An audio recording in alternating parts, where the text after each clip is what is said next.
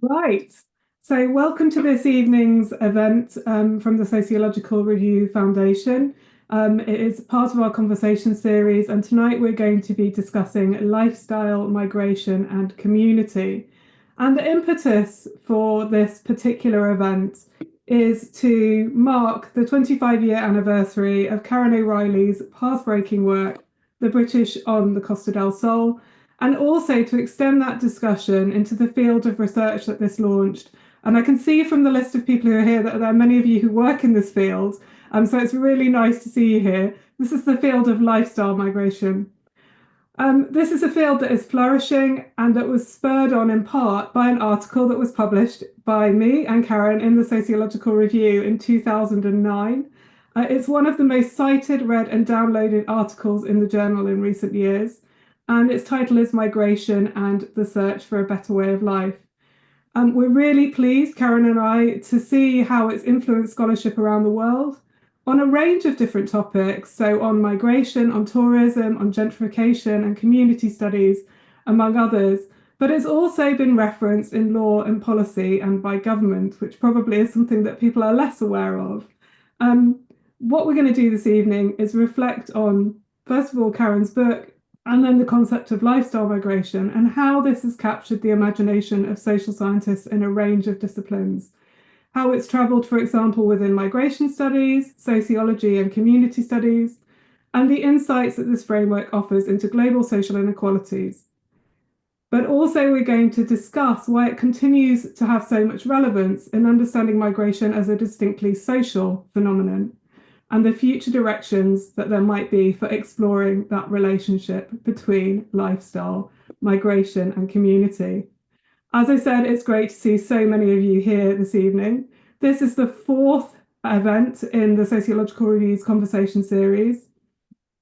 And what we try to do through these events is to explore why sociological ideas are significant for understanding the world around us today.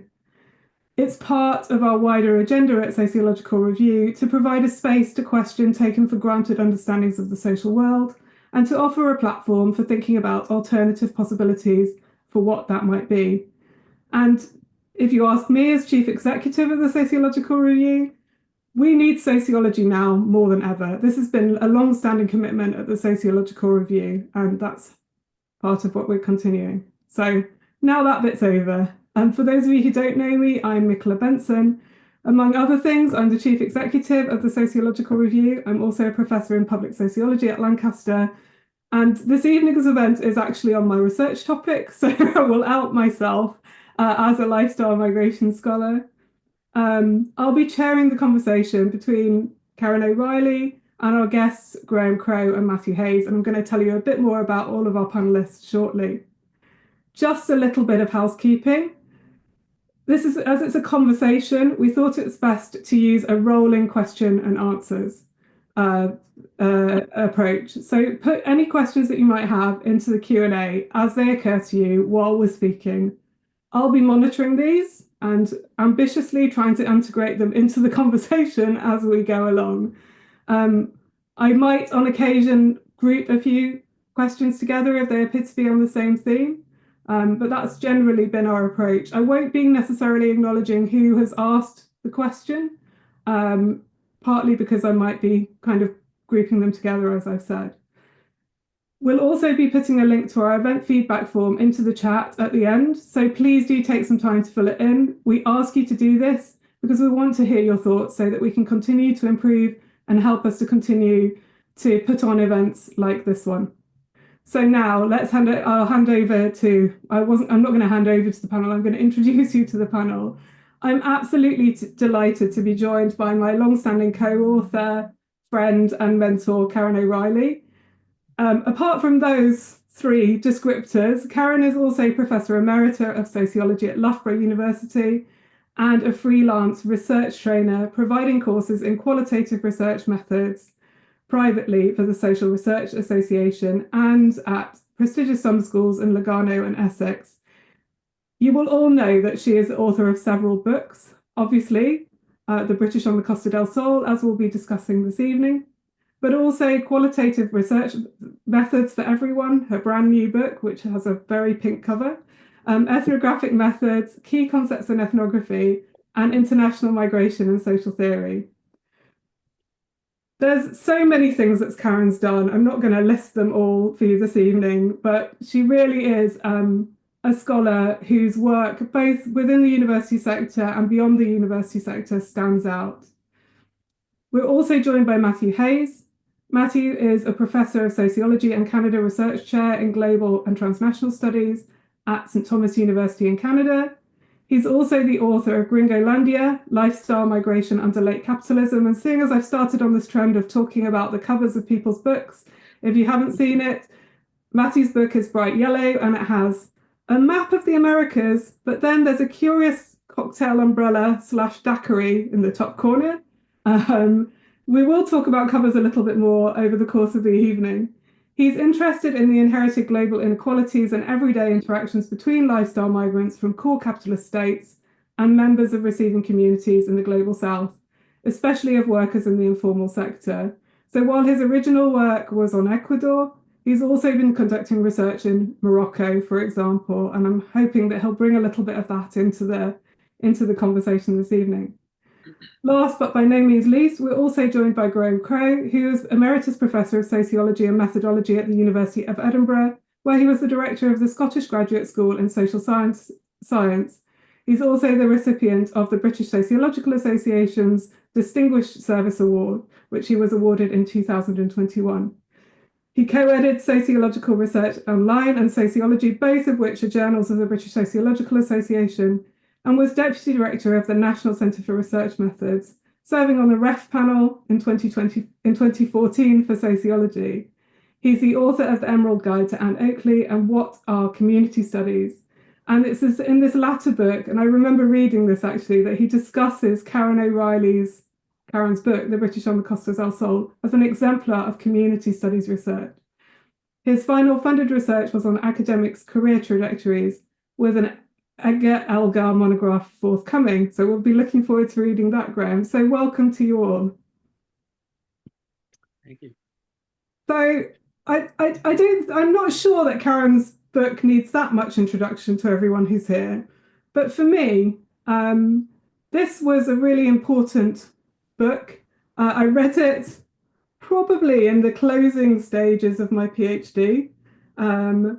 When it had already been out for a few years.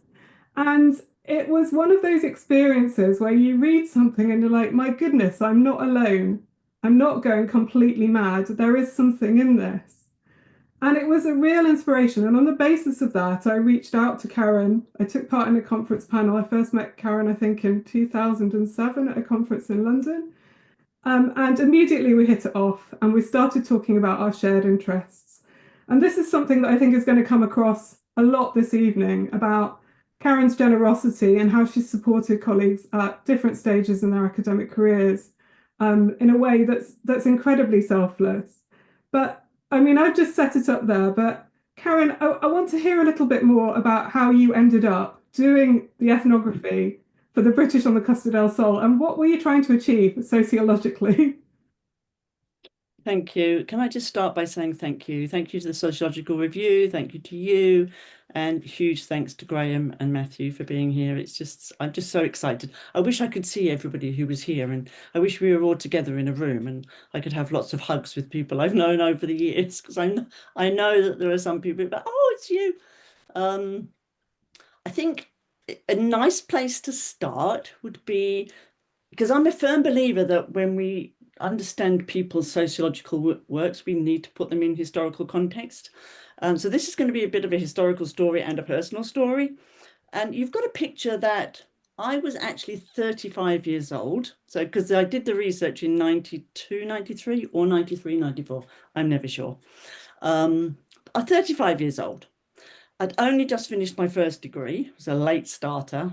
I'm a working class girl with 2 kids, single parent in a fairly new relationship. This guy I'd not long known. I'm finishing my degree, thinking, what am I going to do next? Where am I going to go? This is so exciting. I don't know anybody I didn't even know what a PhD was. And yet I had supervisors who were saying to me, you should think about doing a PhD. Yeah, but what on who's now my husband, Trevor, he just wanted to go and live in Spain. And I'm like, this is just so fascinating because at that time I had been to America once for a very exciting trip because my sister married an American squaddie. And I'd been to Spain once. That was the total of my experience of going abroad. And I heard of people who wanted to go and live in another country. So it was partly personal and partly sociological. Like, why do people just have this idea to go and live somewhere completely different? That combined with, I don't know how many of you will remember this, maybe Graham. Um, they were all over the news. British in Spain was all over the news, soap operas, and then there were these two television programs, and one was called Paradise Lost, Paradise Found, and one was called Paradise Lost. And these two documentaries showed British people moving to Spain, and it was such a set up. It was like, and look at them, they've gone and they're going to open a bar or they're going to go and live on the coast. And it was kind of sneering, like, how could they possibly think that this is going to work for them?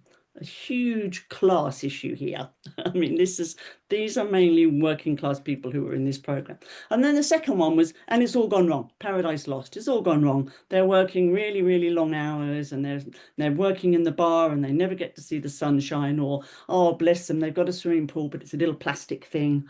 Um, and I'm like, I didn't want to go and live in Spain, I'll be honest. But I also had met people, and they were very, very happy. And I was just confused and interested by all these different, why do people just up and move? How are they brave enough to do that? What does that look like when they do that? And then sociologically, the stereotypes. I mean, where are these stereotypes coming from? How do we have these such fixed ideas of who these people are? So it was all that going on. I think it's worth bearing in mind I was supervised eventually by an anthropologist and a sociologist. So it's always come between the two stools. I've always been worked in between anthropology and sociology. And I wanted to do some ethnography, I'll be honest. So those things all came together. Do you know what? I'm going to go. So we took our little camper van, which is a little VW camper, which wasn't trendy at the time. My children hid in the back when we went past any of their friends. Took the little VW camper down to Spain, spent 15 months there, and just talked to people and spent time with people, did voluntary work. People hadn't written, this is hard to imagine, but sociologists had barely written about migration at this time. I think there was someone called Jackson who'd written a book about migration and sociology. And so migration was dealt with by demographers and statisticians and things like that. So it wasn't really much of a sociological issue. That might explain why I've always said I'm interested in the community, home, belonging, lifestyle, rather than migration as a kind of an issue on its own. I'll shut up. So, I mean, obviously, I've described a little bit about how I came to your work, and one of the things that just struck me about what you were just saying there, Karen, was what people often asked me or assumed of me was that I always wanted to live in France when I was doing work in France. I mean, I was even asked by Laurie Taylor on Thinking Aloud, but didn't you just do this research because you wanted to live in France? I was in my early 20s. There's no way I wanted to live in rural France. I can tell you that. There's not much there for somebody in their early 20s. So it's kind of interesting the assumptions that people place on us as well as researchers. But I'm going to come to you, Matthew, about how you came to Karen's work, because I suppose, unlike Karen and I, who both did this work for our PhDs, you came to this after your PhD. Yeah. Well, first, thank you for inviting me to be part of this, and thank you to Karen as well for all the work that she's done in this field. For other scholars. Um, I came to this work because I spent time as basically a tourist. I was visiting friends in Cuenca in Ecuador, And I was having drinks with them one night, and they said, "Oh yeah, there's all these Americans who are showing up." And my parents, they were just retiring around 2010 or a little after, and they were talking about spending winters in Florida, which is a typical kind of middle class thing, that probably the Spanish equivalent for Canadians. And I thought, my parents would never come to this place. What the heck? Why do they want to come here? So I was also kind of interested in it, I suppose, intellectually at that point. But I started asking people, like, so why are you here? And they said, well, everyone comes here because it's cheaper. And this, of course, was right after the economic crisis. So they mentioned that there were a lot of people who were moving for economic reasons because they couldn't afford to stay in the States. And I thought, wow, this is a really interesting story.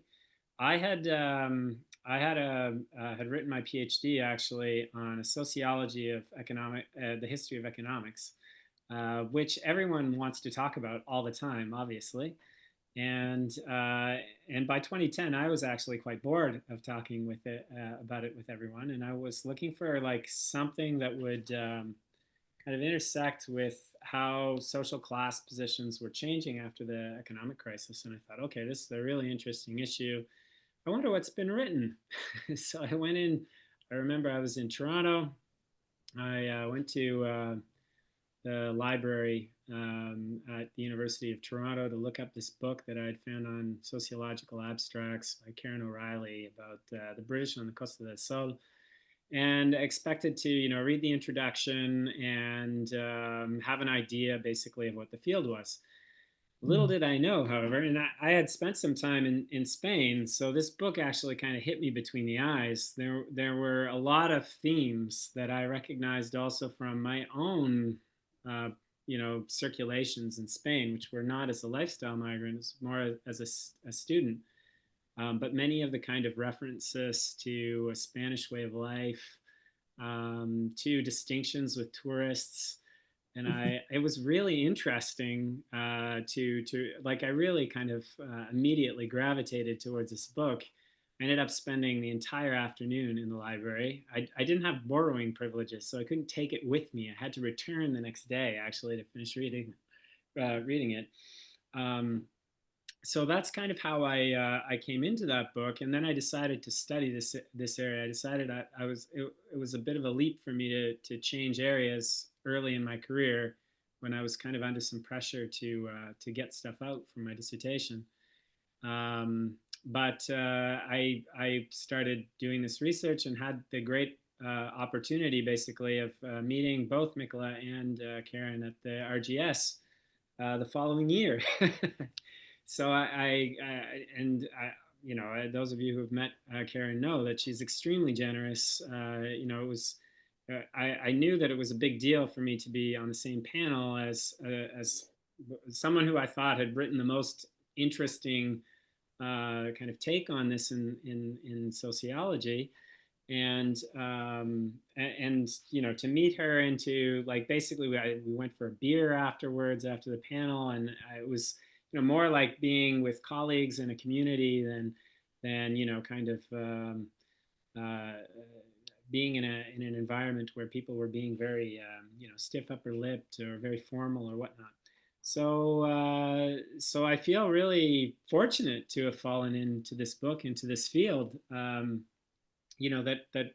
was interested in the topics also that I was interested in talking about, and that was so open and collegial. And I think that that's actually a really important thing in social sciences. It makes the field more accessible, and to the extent that I've had opportunities, I suppose, to talk to other people as well. I've tried to replicate that in my own interactions with students and other people in the field. So thank you, Karen, for your work on this, and for being such a great mentor. So I think, Graham, I mentioned in the introduction that one of the things that you saw in Karen's work was this remarkable contribution to community studies, And I wondered if you wanted to say a little bit more about how the British on the Costa del Sol achieves that, because I think that's an area that probably, is less familiar to people who work in the lifestyle migration field, for example, but which is, of course, right at the centre of work in sociology, and particularly the sociological review historically, because, of course, we had lots of community studies scholars who were part of the journal for a really long time. Yeah, well, thanks for the invitation to be part of this. And just before answering that question, can I just say a bit as well about how I came across the book? Because the book came out in 2000, and that was also the first year, that was the year of publication of a book edited by Jeff Payne, which is like a textbook for sociology courses called Social Divisions. And Jeff Payne had asked me and a colleague to write a chapter on community in a book on social divisions. And that seemed kind of a little strange in some ways, given that community is about kind of togetherness, and here's an editor wanting a chapter on social divisions and how community ties in with that. But Jeff was absolutely right to have a chapter on that, and the book is still going strong 25 years on, and we're preparing the 5th edition. So just a little plug for that. But I didn't come across Karen's book in time for it to be in the 1st edition, but it did get a mention in our contribution to the 2nd and subsequent editions, because it seemed to fulfill that point that communities are phenomena that are about togetherness, but they're also about social divisions, and Karen's kind of points about insiders and outsiders and about inclusion and exclusion fitted that bill enormously. And the book has been a long time kind of favorite of mine, in addition to using it in teaching, but also in research, because at various points I've been sort of moved to do some sort of state of the field publications and so on. And one of the things that I found myself writing was that in community, there's a long history of research in the field, but a lot of it got dismissed as being too parochial. And Karen's book was a good illustration of how whatever else these people that were moving to Spain were, they were not parochial. The field was too static, and Karen's book was a very good illustration of how you've got mobility here, you've got movement backwards and forwards as well. And the field had also been criticized as being too descriptive, and Karen's work engages very much with theory, with issues around identity and belonging and inclusion and exclusion and so on. And so the book kind of served the purpose of saying, look, the field is really developing, and maybe some of the earlier studies in this tradition were, guilty of being as criticized as such, but that it's possible to pick up and run with this approach, and to do something new and exciting. And in particular, I think it kind of helped me to make the point in various publications. And you mentioned that I'd used it as an exemplar in my 2018 book, one of 3 sort of exemplars, just to encourage people to think, well, yeah, if I'm thinking about doing some research in a field, maybe I could do a PhD. Lots of work in the field of community has been by PhD researchers, and it's quite a tall order in the sense that people are being asked to cover a range of different aspects, a range of different sort of issues in people's lives. It's about work, it's about leisure, it's about involvement in voluntary associations, it's about local politics and so on as well. There is a list of 6 things that the very kind of standard reference point, the Middletown studies from the 1920s in America had, and that they included religion in that, and Karen's work didn't have anything in the Costa del Sol book on religion. But that didn't really matter, and it also didn't have much on sort of children and young people and education, because that wasn't the people who she was talking to, who were moving to Spain on the whole. But nevertheless, it provided a great sort of exemplar because it showed what could be done in a project involving just over a year's field work, and also that it could be done by showing the linkages, because I guess if there is a theme about community research and trying to knit together these various aspects of people's lives, it's that the whole is greater than the sum of the individual parts. So that was why I chose to include it in that book as an exemplar, and I think it kind of shows that's a perfectly feasible project for people early on in their careers. And indeed, I find myself saying to early career researchers, you may not get quite such an opportunity again as you get when doing a PhD to have 3 years to immerse yourself in something, because as careers go on, there are so many other, sort of demands on your time and distractions and so on. So that helps me to understand how it is that work in the field, many of the reference points have started out as PhDs. Your own included, Michaela, as well. So that's how I came to it, and that's why I sort of I'm glad that we're celebrating the book here, because I think it has helped to take the field on and to rebut those criticisms. I mean, some very famous people were critical of community studies, including C. Wright Mills, who said they're just like a very badly written novel, so don't bother with them. And so sociologists of community have had to kind of defend their corner and to earn their place in the discipline.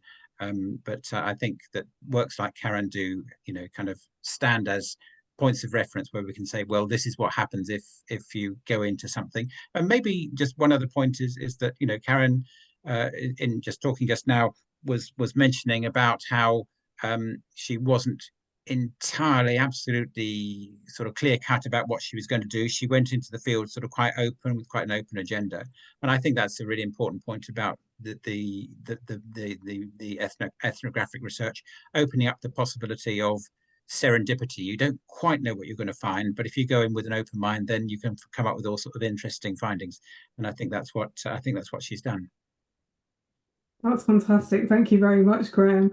I'm gonna throw our script off a little bit here, Karen, because we've already got a question for you, which I think is a really important question.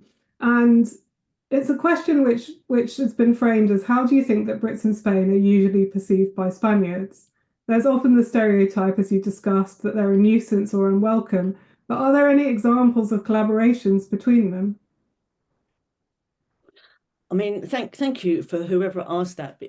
What will interest you is that my PhD was examined by Judith Oakley, anthropologist, and John Scott, sociologist. And Judith Oakley's first question in my PhD, and anyone who's been through their PhD will know why I remember the first question, was, why haven't you told the side of the story of the Spanish people? And I said, look, that would have been amazing. It would have been another part of the PhD. I couldn't do everything. I was there I was interested in these people and how they were living and their way of life.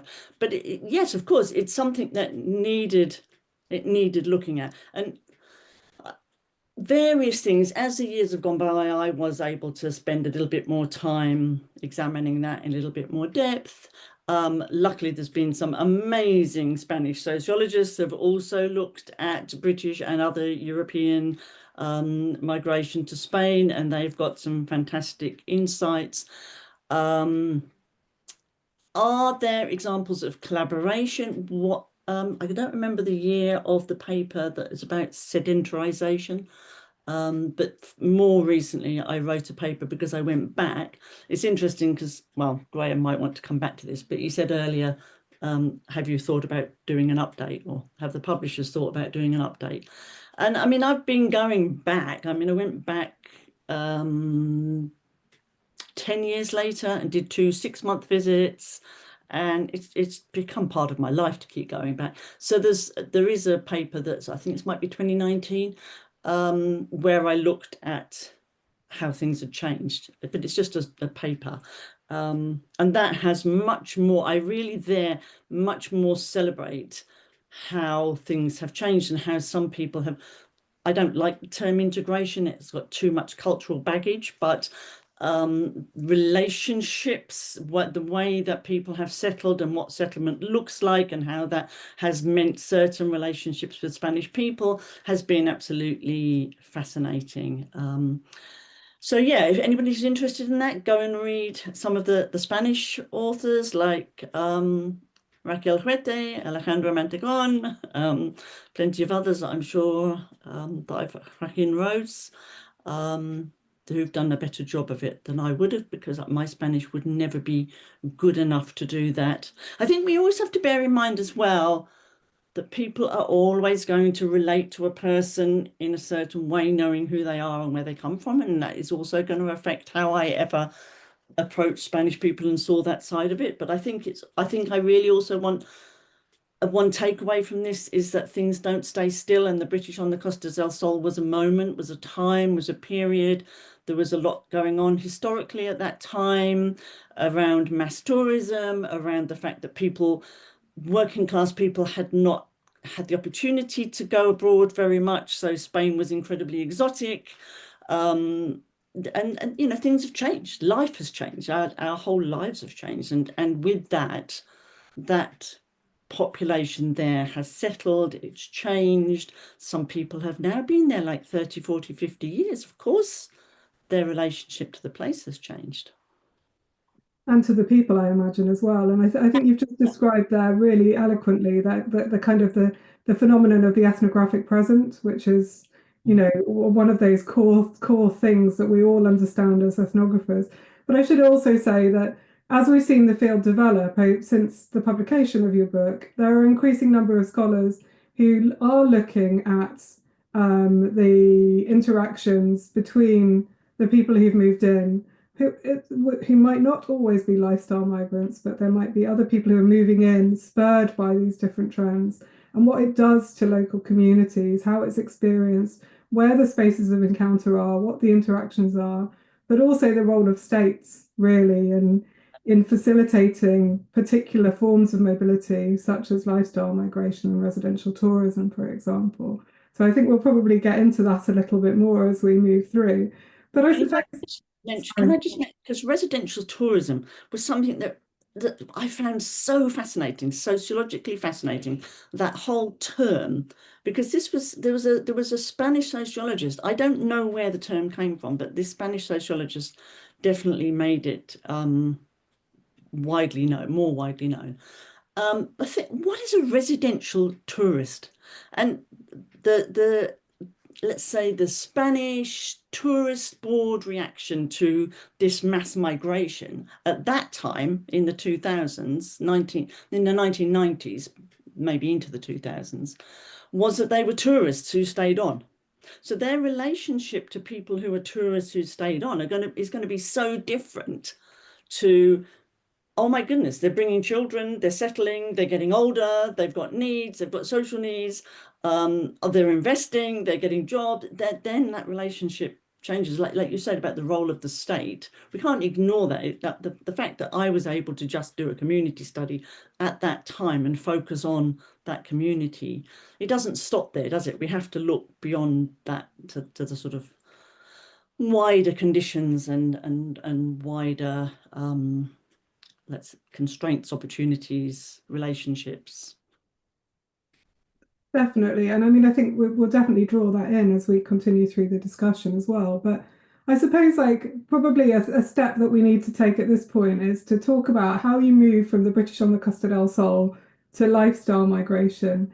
Because I think that there's a kind of, and I know you and I rehearse this very frequently when we're discussing about what we were trying to do with that. But how do you get there? How did you get from the British on the Costa del Sol to lifestyle migration? I mean, I hope people don't mind if this is, again, a personal story to some extent. But, you know, Matthew has already intimated that a little bit. So if you, this was something to do with, so I wrote about the British on the Costa del Sol. I'm just interested in British people in Spain at this time.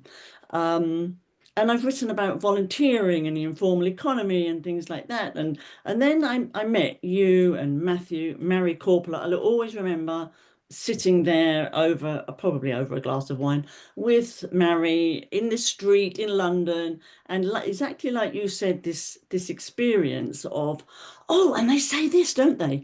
And oh, and they said, oh, and have you talked about that? And it wasn't in any migration literature, these themes around self-realization, around, well, look at the things that are eventually came into the lifestyle migration edited volume, things about the meaning of places, people looking for a whole different way of life by moving physically.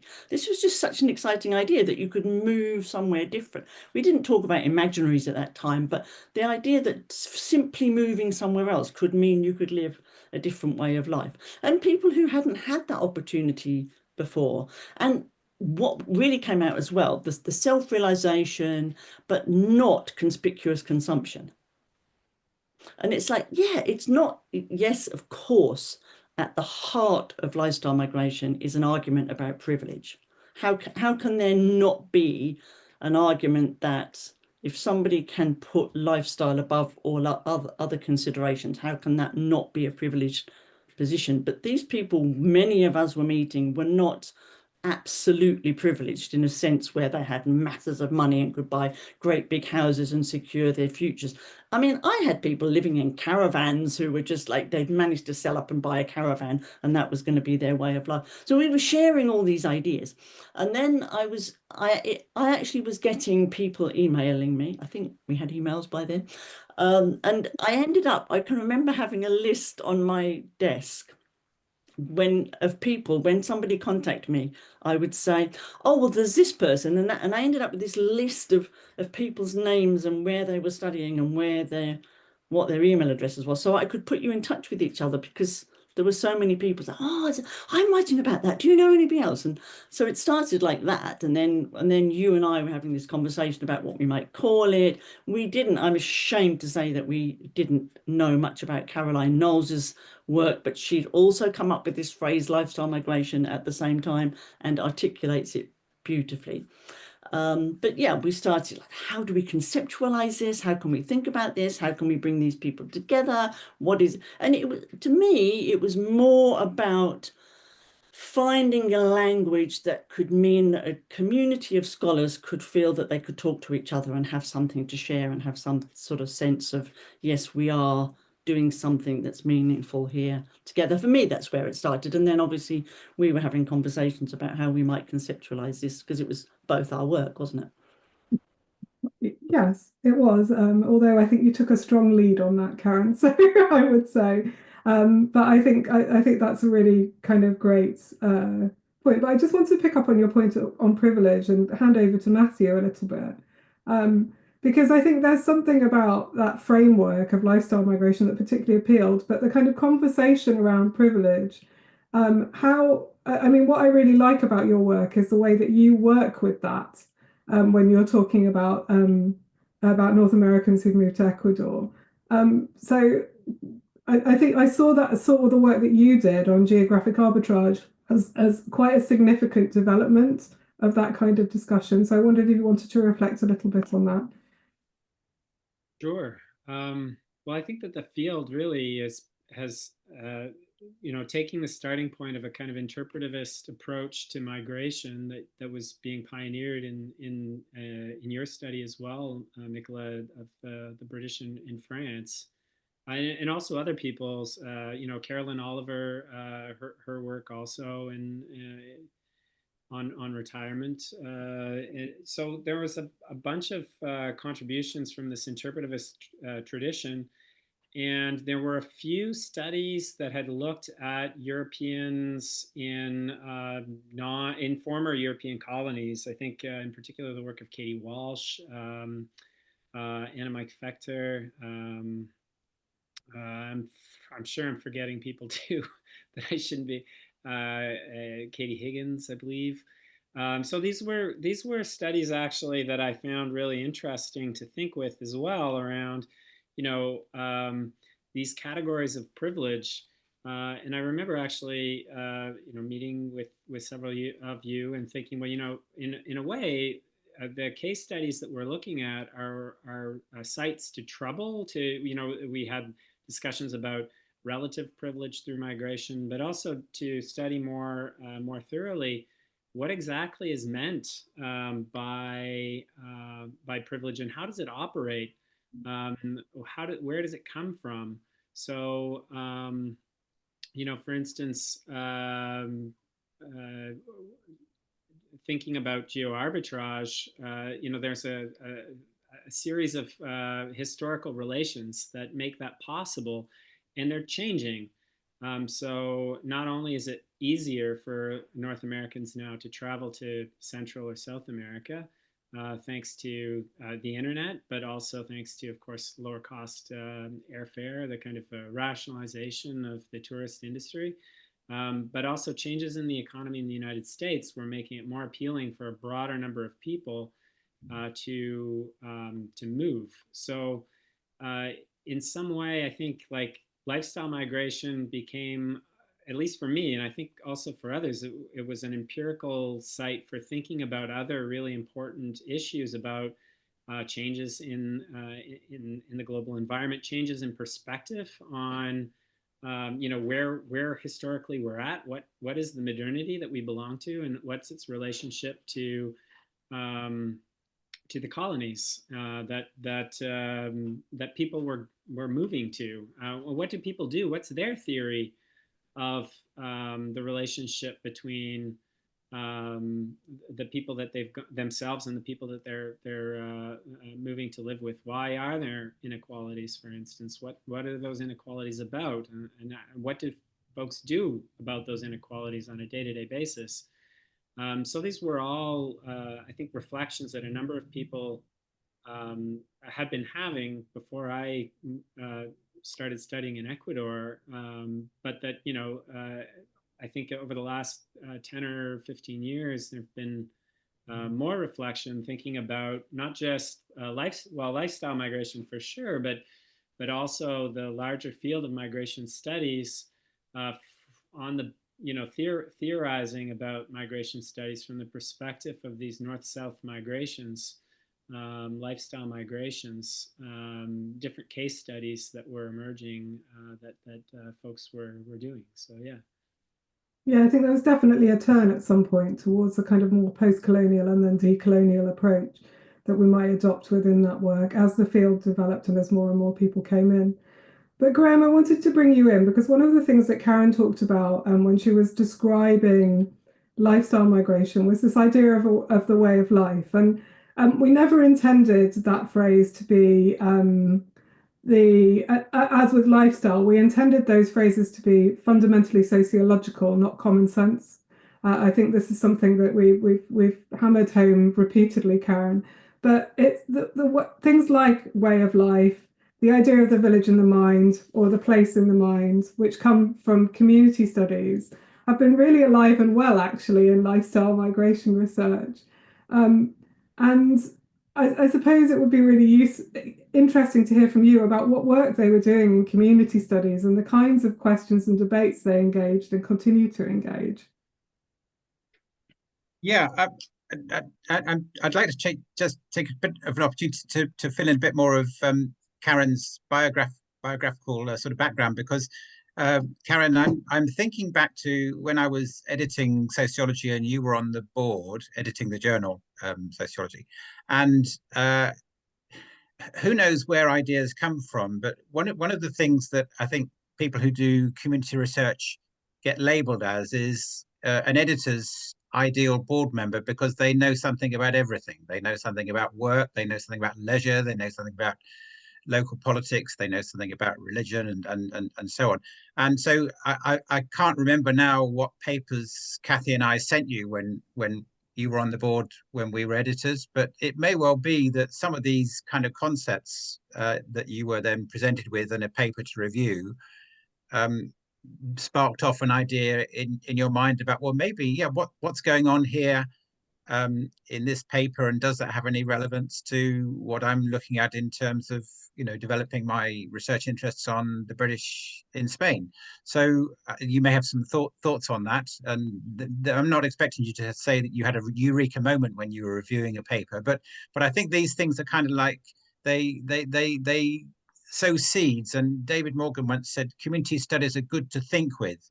And I think that's absolutely right, because you do in this field come up, you know, so you may well have been sent papers about community research in Britain, and there's obviously a long tradition of migration research just within the UK, of people moving from the towns to the countryside, for example, and that goes back, you know, several generations. But in that, you've got this sort of notion of the village in the mind, that people who want to get out of the city and move to the countryside because they're expecting to find a particular idealized view of life realized for them, and they're sometimes disappointed. And I guess one of the things that that you found too was that people were, you know, they had some rude awakenings. They had an ideal of what they were going to be finding when they moved to Spain, and then were, you know, maybe brought up short, because I remember there's a theme in your book about loneliness, that actually they, you know, whatever else they were expecting to get, they weren't expecting to get loneliness. And so some of those other studies that might appear quite tangential do nevertheless feed in. And I think we've got, you know, imagined communities is an idea that's been there from Benedict Anderson, and we've got the idea of a sort of village in the mind. We've got the idea of way of life, and I think that's quite an interesting thing to unpack, because what is a way of life, and maybe you'd like to sort of comment on that. But to me, I guess it's the embodiment of this way in which different aspects of people's lives are sort of brought together and made into, and way of life is just a useful shorthand for people to describe how they live. So can I throw that back to you and say whether you're understanding way of life in that kind of way? I honestly don't know what I've got to say about that, other than while you're talking, I'm getting all excited thinking, over the years, I've like kept going back to things like Luke Eric Lasseter's Middletown Studies, the Sheppey Studies, your book, and I was so excited when you were doing a book on community, and I was going to be in it. Wallacey, I've forgotten what his name is now. Anthony Cohen. Yeah, Anthony Cohen's Wallacey, and so all these books that have been kind of my favourites over the years, and I've never really thought why that is until you've just said what you've said, and I think that partly explains where there's been some tension between being pulled towards migration studies, which I've kind of resisted but still ended up writing in, because I don't start by thinking migration is the problem and migration is the issue. I start by thinking, who are these people? How do they live? What do their lives look like? And that, I suppose, is where the way of life comes in. It's sort of because people live their lives.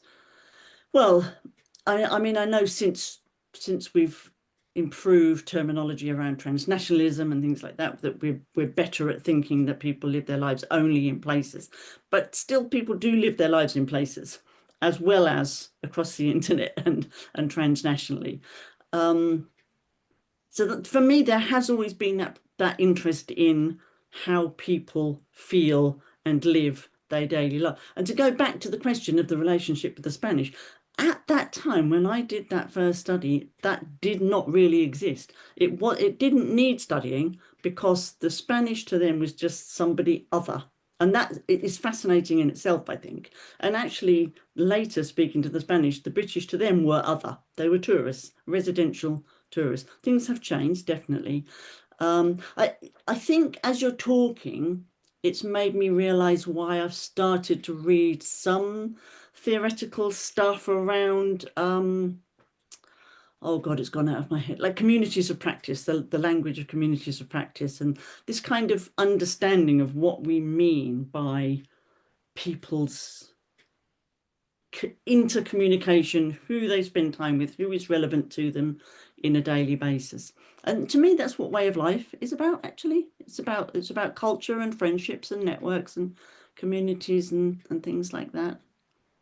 And that goes back to why you said that people who do community studies seem to have an interest in so many different facets of life, because, and not religion in my case, because that hasn't featured.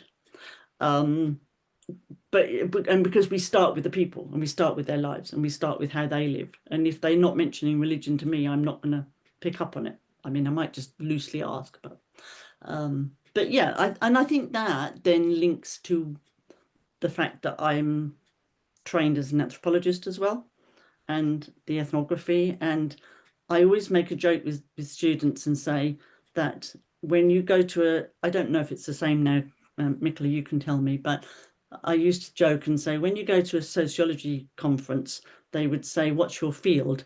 And your answer was something like religion or class, and when you go to an anthropology conference, they say, what's your field? And your answer was a place. and we would study dimensions of people living in a group or a community or a place. So that kind of answers your question. Yeah. So, and can I just throw in there the literature on communities of practice? Etienne Wenger has a concept of the boundary spanner.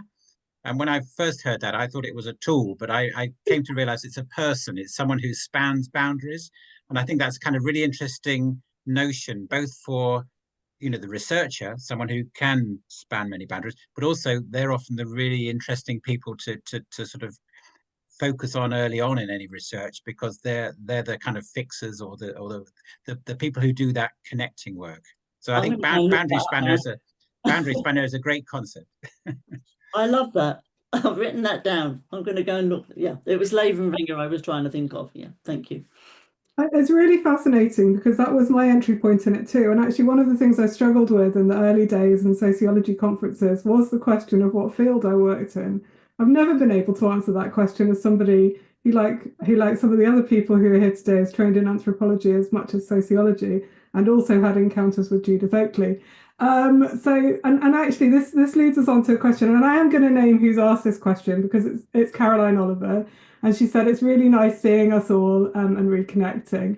But her question is about community studies a little bit, and she says, given that a fascinating theme of the book was around the intertwining of some aspects of English nationalism with community abroad, is there something that we can learn from your study in relation to the alarming rise of nationalism we see in England today? Big question, Karen. Well, that's a challenging one. Hello, Caroline. It's so lovely that you are here. You're on my list of like the first people that I met, and we got excited and thought about lifestyle migration. So it's great. It's great that you're there. I personally have written a little bit about national identity, because that final chapter in the book is here. I haven't positioned it back there like people do, but it is here. It's called Betwixt and Between. And I'll be absolutely honest with you. At that point, I wasn't really clear what I was talking about. And I always tell PhD students that now, actually, it's just your first work. It's okay if you haven't clarified everything. And I wasn't quite clear, but that's something about how I felt. It's back to the residential tourism, isn't it? About how what I felt was that people were living in Spain, but the fact that they weren't fully integrated or learning the language particularly well at that time, weren't necessarily settled even. They kind of always felt like they had kind of one foot back in Britain and one foot in Spain. But that's what made it work.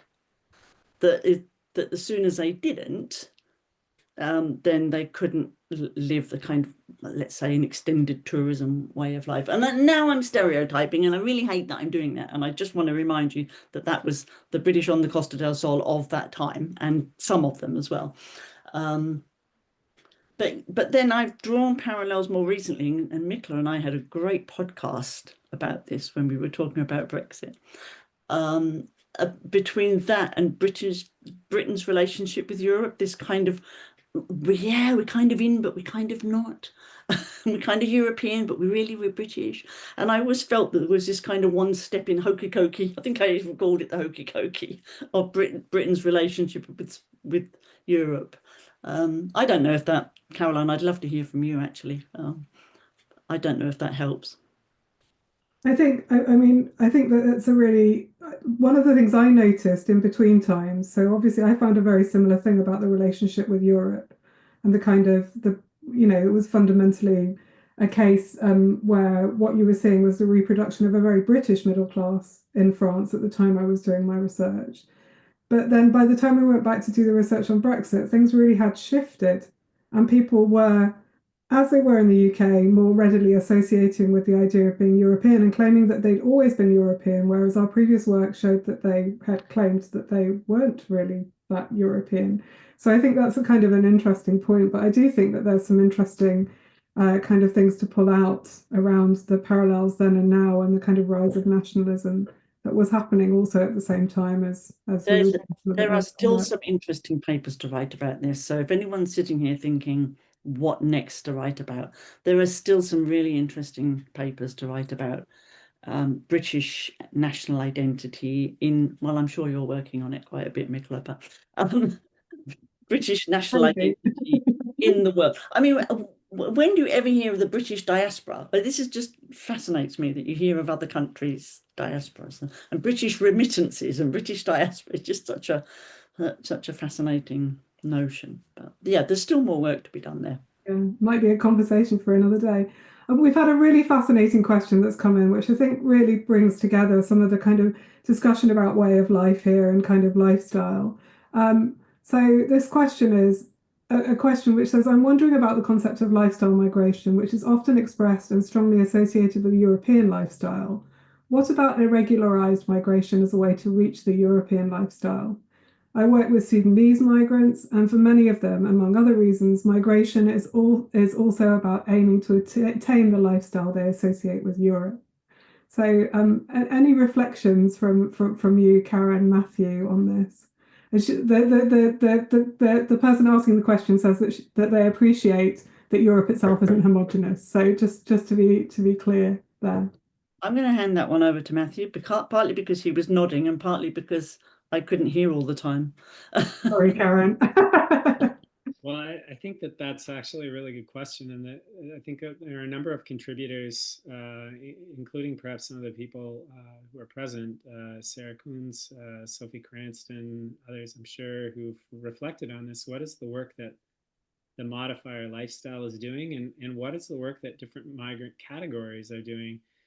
And this connects really interestingly with broader critical approaches within migration studies itself. What's an economic migrant? What's the difference between a refugee and a migrant? These are kind of boundaries that are set up by border regimes. And so I think actually that one of the things that I take out of the 2016 article that Michaela, you and Karen wrote together about lifestyle migration is that it is an approach that you could apply to other migrants, including people who are coming in the most precarious situations. What are the lifestyle ideals? You could actually study this migration from that angle. I think the reason why it's not studied is because migration studies as a field, there are other people on here that probably could speak better to this than I can, but it's largely reflected the interests of the core capitalist states of the world system. And so south-north migration has always been studied differently than north-south migration.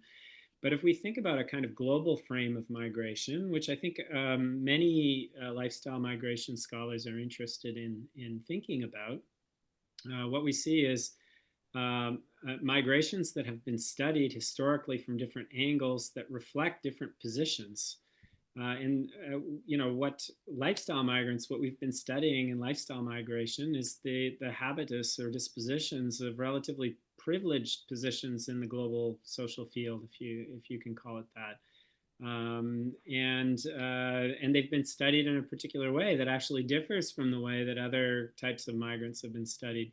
So if we're thinking about theorizing about migration, because we have so many different traditions and ways of thinking, even about what migration is, or whether we should even call it migration, I think there are some people that have debated that as well, including folks studying things like digital nomads and other privileged categories, who eschew categories of migration.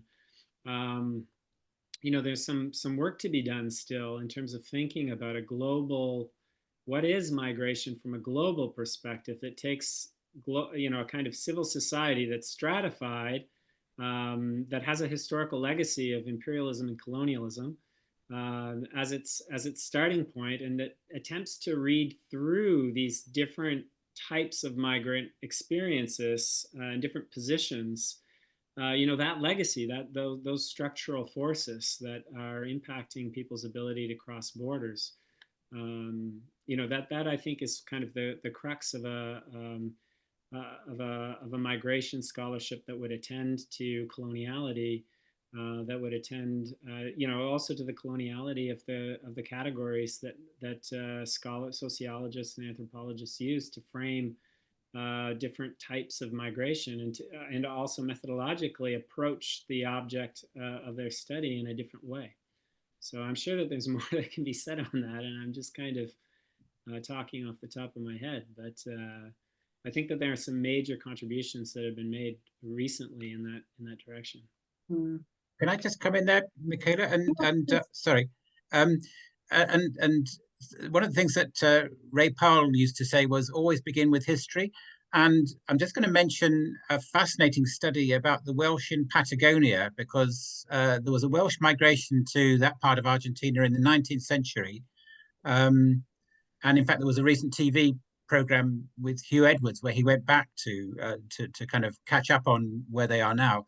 But I think that's a fascinating study, just because you can look at that, and obviously there are going to be differences between then and now, but also lots of kind of similarities. And you could regard that, I guess, as a sort of an early effort at lifestyle migration, in that case, to preserve the religion, which the migrants felt was being kind of eroded if they stayed in Great Britain. So I'm just going to sort of throw that in there and say one of the great things about this field is that there's always a place too for historical research to kind of give another angle on things. I think drawing out those connections is, sorry. Can I come in? Sorry, now I've just forgotten what I was going to get so excited to say. I wanted to read you a quote from Caroline Knowles and Douglas Harper, actually. What I'm responding actually to both Matthew and Graham there, that as you know, we feel quite strongly, Michaela, that lifestyle migration was never supposed to be an exclusive category, but a way of saying, look, there are also these other kinds of moves and these other kinds of ways of moving and ways of living when you move, but also trying to encourage people to think about the role of lifestyle in migration. And way back in 2009, Caroline Knowles and Douglas Harper wrote this: elements of settlement practices constituting lifestyle migration are evident in the mobilities of exotic Thai dancers, Filipino maids, and Nepalese and Indian waiters. This is not a sealed category, but an open matrix. But among these groups, key elements of lifestyle migration are constrained by the ways in which they are administered by immigration authorities. And that's just, I found that the other day, and I thought that was such a great, because one of the things I've been really grateful for, I have to say, and thankful for, is the people who have taken some of these ideas forward and started to ask questions about the role of lifestyle in other migrations. And then I get annoyed, I must admit, by the people. Yeah, but is this a lifestyle migrant, or is that? It's not. It doesn't have to. It's not about squeezing people into boxes and putting fixed boundaries around. It's more about asking questions. What is there that's interesting here that we might look at? What does this mean about what people want from a way of life when they move? And there have been some great studies. I'm kind of reluctant to drop names in because I don't want to be people that I'm leaving out. But but there definitely is Torben Krings. I will mention Torben Krings and his colleagues who looked at Polish migrants in Ireland, for example, and said, "Are we going to bring lifestyle migration into this analysis?" Yeah.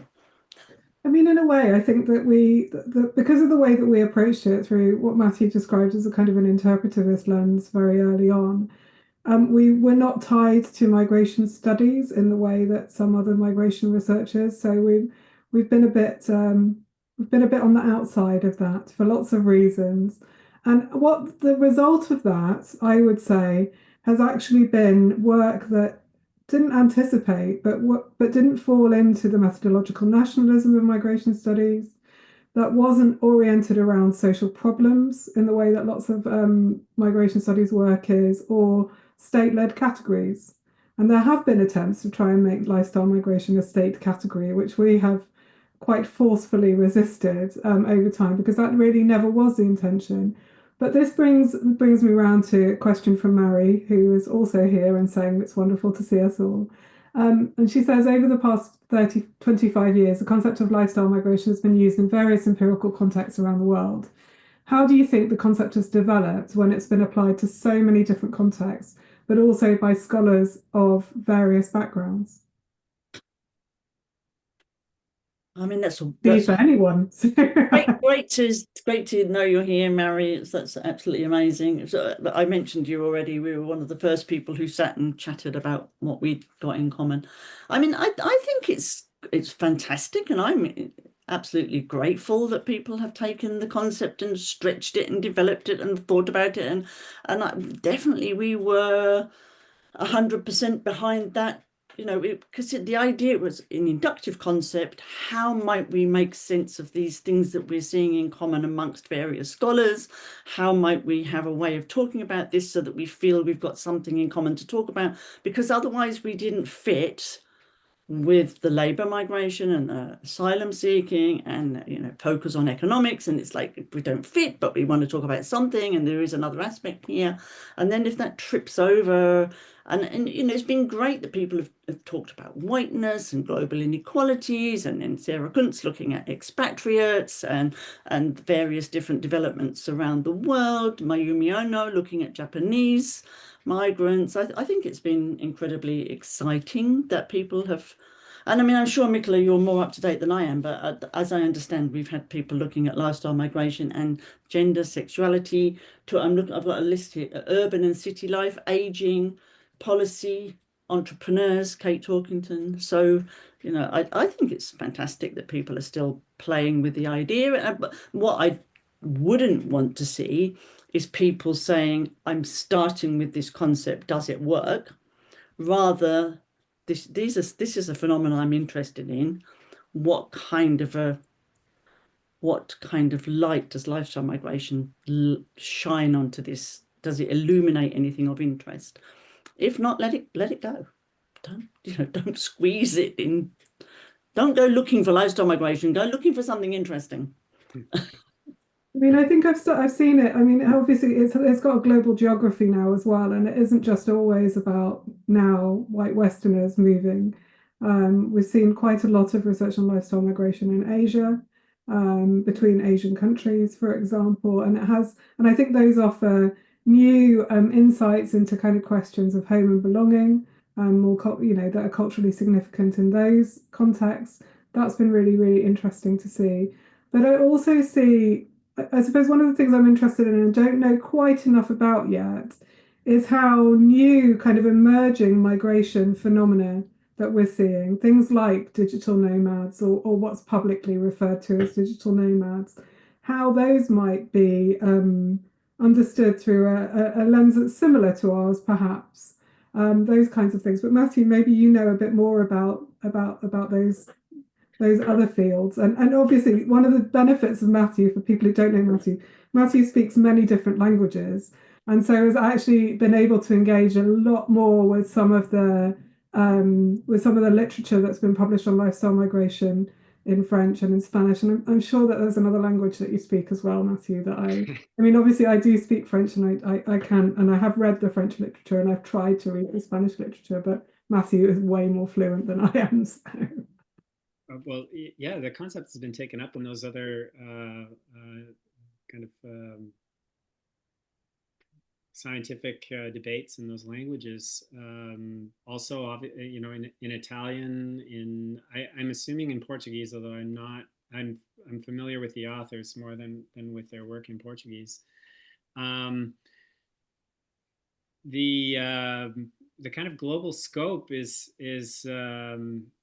interesting, but it oftentimes doesn't produce like lifestyle migration, for instance, in Spain is because of the tradition that they're coming out of, more of residential tourism, of the construction of tourist sites.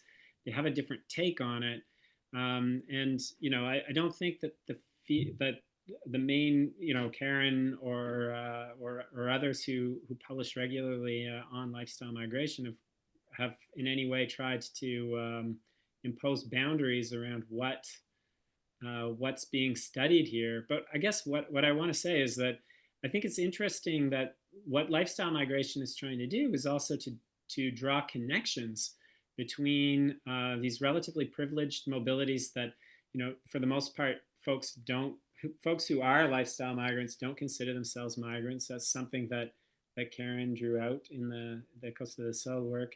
They're not treated in the same way, neither by the border nor by assumptions of receiving communities. Part of that is down to whiteness.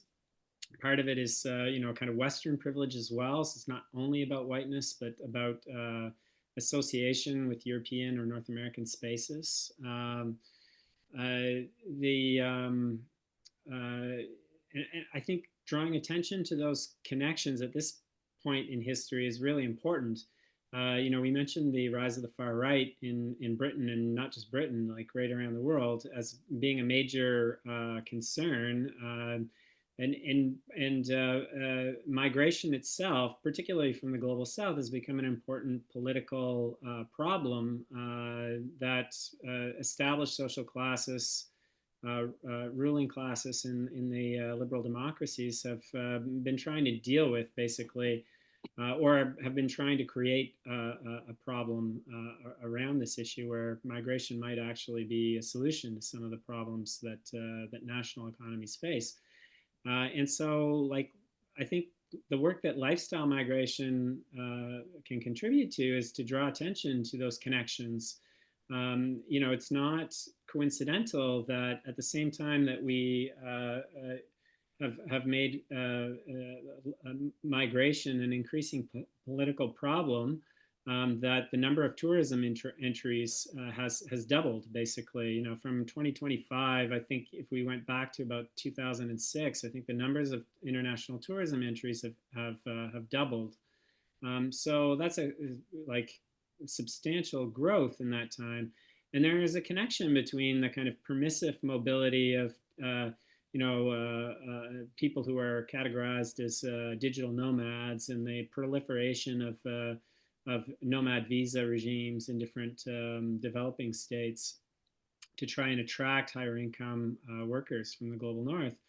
And the opposite flow of working people in the global south, often from informal economic backgrounds, with tenuous rights to property and whatnot, who are not able to accumulate because the accumulation is being organized by other centers. So it's again, lifestyle migration as an empirical site for reflecting on some of the major policy issues that we face today. I think that it makes major contributions, beyond just a discussion of the kind of privileged habitus, or the habitus, rather, the dispositions of relatively privileged positions in a global social field. I think that's a really important point. And kind of in the original framing of this discussion, I'd kind of put a whole section on, the critique of lifestyle migration as being about individuals, as being about the self, which of course was the original framing that Karen and I were working with to explain what we had witnessed with the people that we've been working with. But obviously, as it's developed, and even in that earlier work by both Karen and I, we were always talking about those wider structures.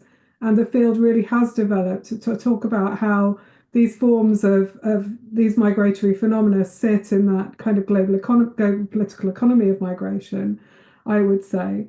So I think you've really illustrated that really well, Matthew, thinking about what contribution that could make. Because another question that I know Karen and I have faced all the way through our career is, why would you study that? Like, it's a very, which, whether that comes from less so from sociologists actually, but definitely from migration studies scholars, why would you study that? And I'm hoping that those of you who are more recent newcomers to the field are not facing those kinds of questions anymore, because hopefully we've rehearsed that enough times now and laid it out. But I did want to go back to our earlier work on lifestyle migration, because I have a specific question for Graham, which is one of the things that we did, rightly or wrongly, Karen, in that first paper, if you'll remember, is we tried to kind of map the emerging field in terms of a kind of a typology of different types of people who might, or actually, I don't know whether it was different types of people, more the different kinds of ways of life that people were really seeking. I can't remember. I think retirement migrants was one of them. Bohemian bourgeois was the Bohemian bourgeoisie was another. I think I'm trying to remember. Mary might I've remember. got them written down here if that Have you, helps. Graham? What were they, Graham? Residential tourists, rural idyll seekers, and bourgeois bohemians. Okay, so that's really helpful. Now, the problem is that I think that helped to map what had been done. I'm not sure how much those have been taken up subsequently. But Graham, my question for you is that there is a real danger with typologies, isn't there? And what advice would you offer similarly to people who are similarly attracted to thinking with typologies so they don't fall into a trap of what could be over-categorization? Yeah, well, I'm sort of fascinated by the whole way in which academics put people into categories and boxes and so on. And in the history of other fields, like an example would be housing classes, where Rex and Moore started off in their classic study with 7 housing classes, and then they added another and another and another and another, and so they ended up with 11, and other people kind of added more, and it just became very unwieldy. So I think although there is some merit in sort of looking to add to a list like that, once it goes beyond a certain point, it can lose its coherence, and it would be good to kind of go back to just thinking about, what's the analytical basis for these distinctions being made, and so on. And you may get to that. I mean, it would be fascinating to hear from people about what other types have been identified. But it may well be that some people are really difficult to place even within those 3 categories because they cross-cut. And I was just wondering, I don't know whether you've or other people have done the research on whether those 3 categories are themselves kind of cross-cut by things like Brexit, because I could see that there might be divisions between each of those categories in terms of they might take different positions on that particular issue amongst many. And the other thing I'd sort of throw in there is that I was struck when looking at Karen's book, where she uses the idea of embeddedness in social networks, page 125. And I'm kind of really interested in how I think it's fascinating how people often go back to things or keep kind of gnawing away at things. And I think, these are categories that make sense of individuals, but they make sense of individuals in terms of the networks in which they're embedded. So it may well be that the better way to develop a typology like that is to think about the way in which people's identities are constructed or their aspirations are built around the networks in which they're embedded or seek to become embedded.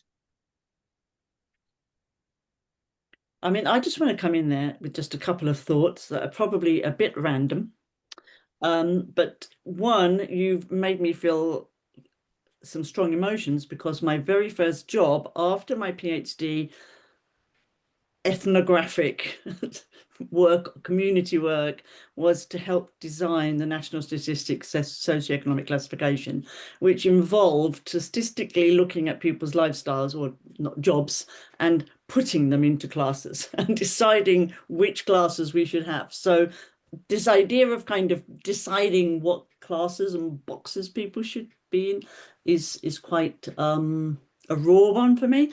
And then the other thing I want to say is that what stays with me is Roger Goodman, who deserves a mention, because without Roger Goodman, I wouldn't be here, because he was the first person to say, but Karen, if Trevor wants to move to Spain and you want to do your PhD, you should do a PhD on moving to Spain. So thank you, Roger, and helped me make that much more intellectual. But he taught me, along with other anthropologists, that actually how people put people into boxes and who's doing it and what they decide to put into what boxes is interesting in itself. And that's always kept me trying to be very clear about what we're trying to measure and who it's for and what. And so that's why you it's just really interesting what you were saying is maybe we ought to think. And I think we have to be very clear if we're developing any kind of typology, what is it we're trying to conceptualize? Who is it for? What's its purpose? Because honestly, there probably aren't real social classes that we could say that's a fixed boundary. But they're usually conceptualizations. They're usually ways to help us think about something that's interesting for some reason, but we have to be very clear what that reason is, I think. And if there were people writing about bourgeois bohemians, I don't think the residential tourism one was used much, but I didn't ever want people to start saying, personally, I've got a bunch of residential tourists. It was actually to raise the question, what are we doing when we think of a type of migration that is turning tourism into a way of life? What does that look like? Is it something that makes sense? How do people relate to place and space? How are people related to? So it was much more to generate a whole load of questions around that, the conceptualization, than it was to kind of put boundaries around things. But people find that quite difficult and run away with the categories. I think sorry, go on, Graham. Sorry, and I'm just going to throw in there. There's a TV series called 7 Up, which follows people born in the late 1950s every 7 years, and there's one character in there who was an East End London, moved to Essex taxi driver, who then moved to Spain, bought a property in Spain, and he was in the classification of the program. He was very working class, but he also managed to join this kind of migration to southern Spain. And so I think one of the points here, I guess, is what you're saying, Karen, is that our purpose here is not just to speak to other academics, but it's also to kind of make stuff that's out there in the public discourse, in the public realm, about what does social class mean now, and he really sort of throws everything up in the air by this move, which otherwise people might be thinking of is a rather exclusive club. He managed to break into that club. Especially given the subheading to that series is give me a child until he is 7 and I will give you the man. And they start every program. They've been doing it every 7 years since 1950. I think it's 1957. But yeah.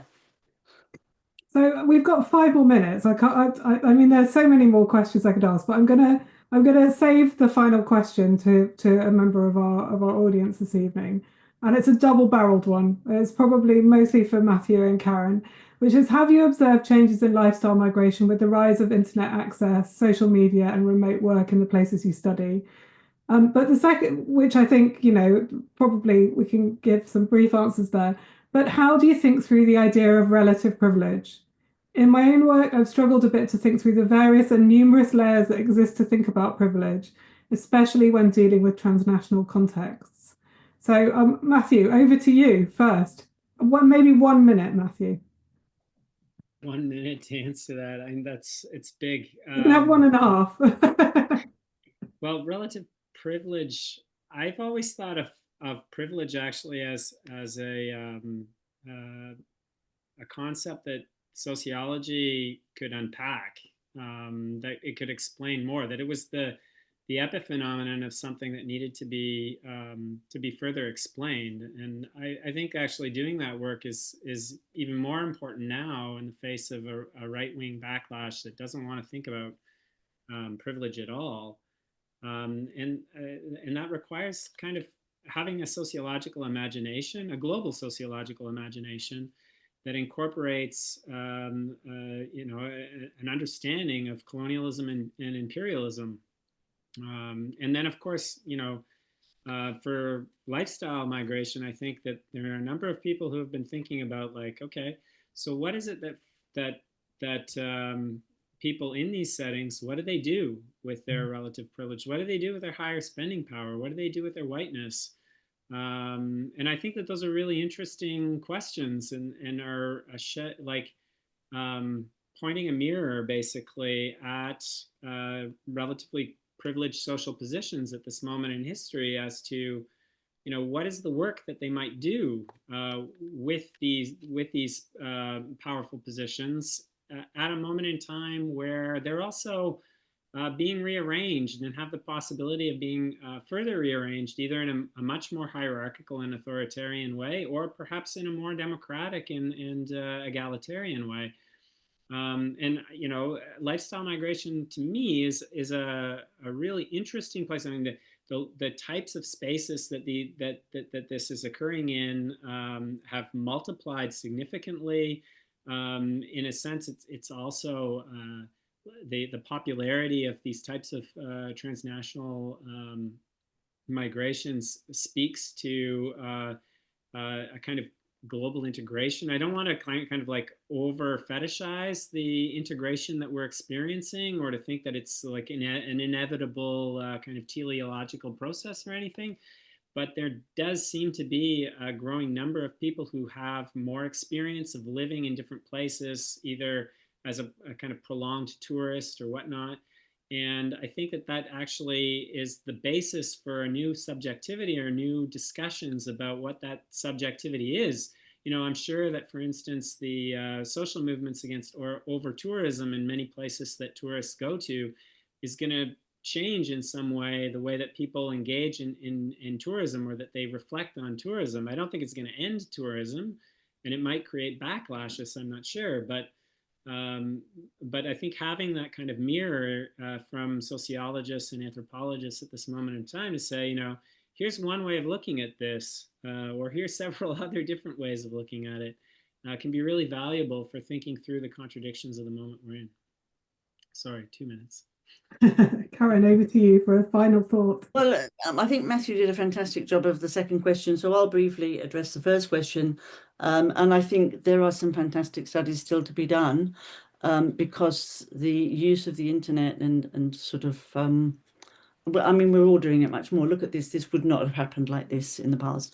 It raises all sorts of questions. It's a nice one to finish on, actually, because it raises all sorts of questions about the things we've talked about today. What does way of life look like? What does community look like? What does belonging look like? What does home look like when so much of our lives is through the internet?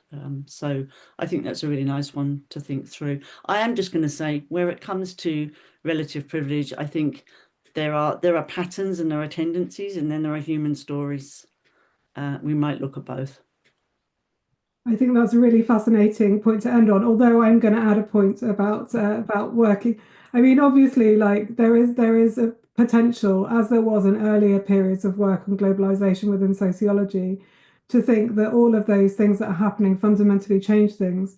But I'll just give a kind of a word of warning. One of the things that's happened in consequence of Brexit for British communities and British individuals who live across the EU is they've had to fundamentally rethink some of those practices that they were engaging in. So, for example, when you suddenly find that your free movement is no longer possible and your cross-border work is no longer possible, actually the ability to have that rise of the internet, remote working, the constraints that are being placed on people by governments, which is happening. I mean, it's also it's happening in the UK as well.